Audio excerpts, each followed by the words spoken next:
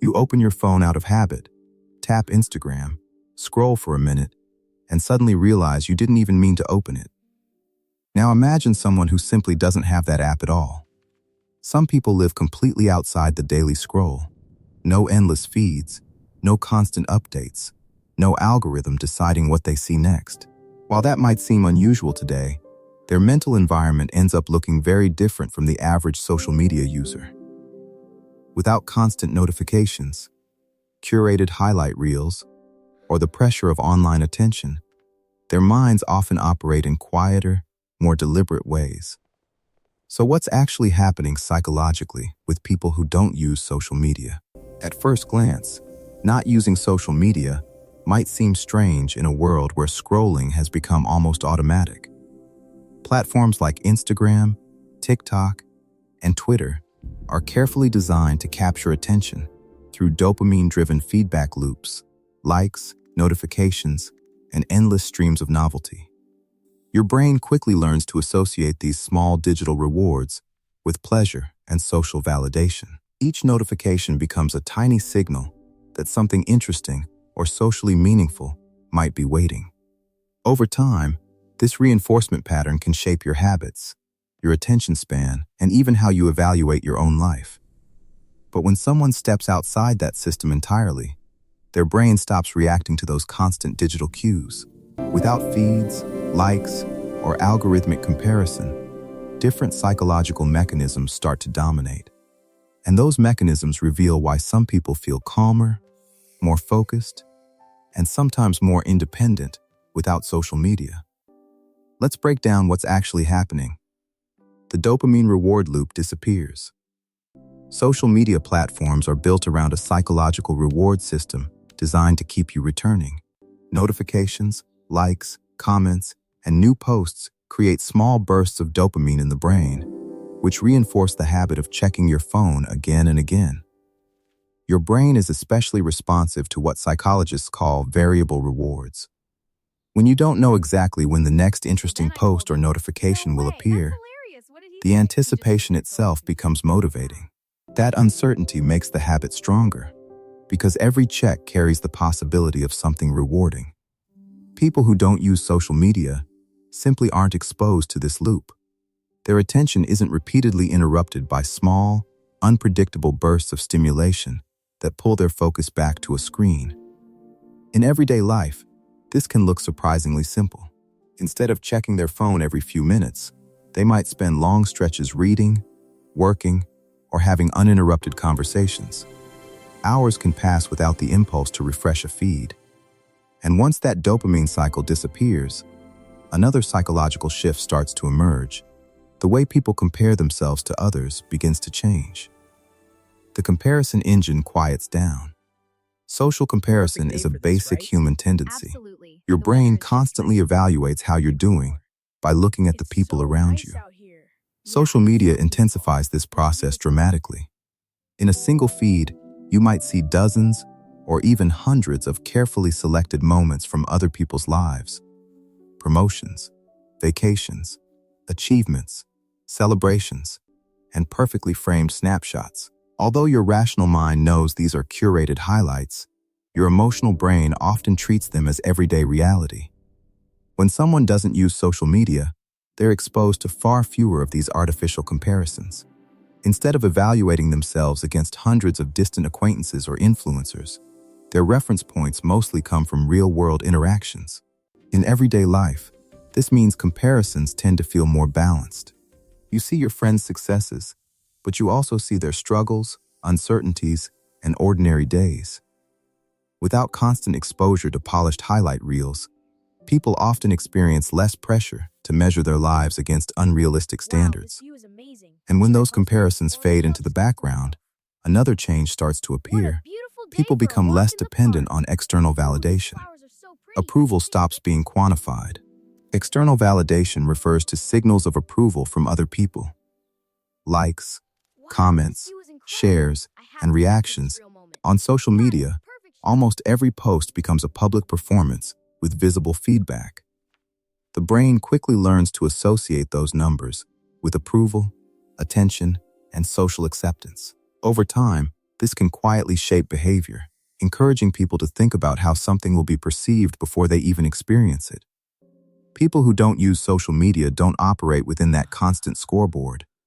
Their sense of satisfaction is less tied to public reactions and more connected to personal experience. For example, someone might take photos during a trip simply to remember the moment later, rather than wondering how many likes the picture might receive online. The memory itself becomes the reward, rather than the reaction it might generate. Without visible metrics constantly evaluating everyday moments, the pressure to perform for an audience gradually fades. And once that pressure fades, another mental resource tends to grow stronger: the ability to sustain attention. Attention becomes less fragmented. Attention stability refers to your ability to stay engaged with one activity without constantly switching to something new. Social media feeds train the brain to expect rapid novelty. Every few seconds there's a new post, a new video, a new headline, or a new story competing for attention. This pattern encourages frequent mental shifting, where your focus jumps quickly from one stimulus to the next. People who don't use these feeds avoid much of that training. Without the habit of scrolling through rapid-fire content, their attention is interrupted less often by sudden novelty. In practical terms, this can translate into longer stretches of focus. Someone might read a book for an hour without instinctively reaching for their phone, finish a work task without checking notifications, or stay fully present during a conversation. Their attention doesn't need to reset every few minutes because there are fewer triggers pulling it away. And when attention becomes steadier, something else begins to change as well. The way people experience boredom. Quiet moments stop feeling uncomfortable. Boredom tolerance is the ability to sit with moments of inactivity without immediately seeking stimulation. Social media effectively removes boredom from daily life. Anytime there's a spare moment, waiting in line, riding an elevator, sitting on a bus, a feed is instantly available to fill the silence.